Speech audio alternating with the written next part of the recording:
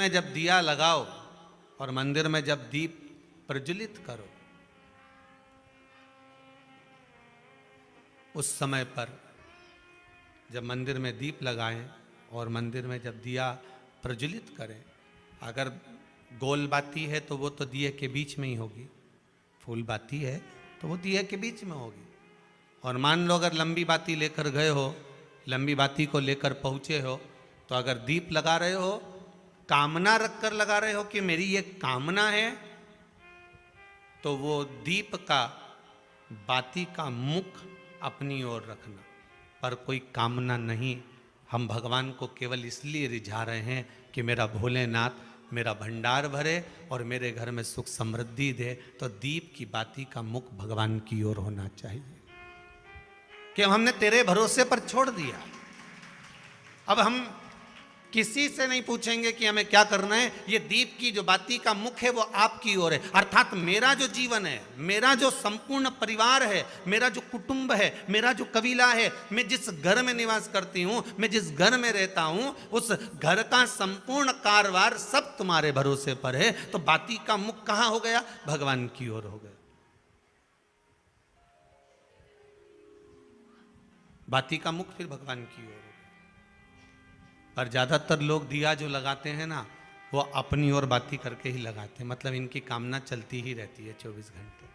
कुछ कुछ कामनाएं इनकी जागरूक रहती है, इनकी कामनाएं निरंतर रहती है। पर उस बाती में जब आप अपना संपूर्ण परिवार, संपूर्ण अपने परिवार का, दुकान हो, धंधा हो, व्यापार हो, व्यवसाय हो, चाहे आप जितना भी कार्य कर रहे हो, फैक्ट्रियां चला रहे हो, वो सब अपने भगवान के भरोसे पर दे दिया, भगवान की ओर दे दिया। तो इसका मतलब ये नहीं है कि बाती का मुख भगवान की ओर हो तो तुम भगवान के बिल्कुल करीब में ही बाती का मुख कर लगा दो और भगवान को मालूम पड़े चोट लग जाए, ऐसा भी नहीं।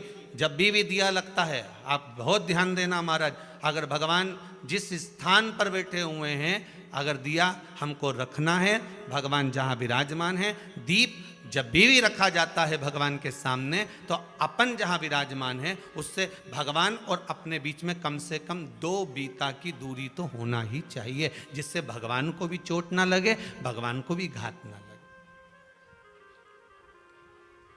तुलसी महारानी को जो दिया लगाया जाता है वो तुलसा महारानी से दूर लगाना चाहिए। तुलसी के क्यारे में दीप लगाने का प्रमाण नहीं है कि तुम तुलसी के क्यारे के अंदर दिया लगाओ।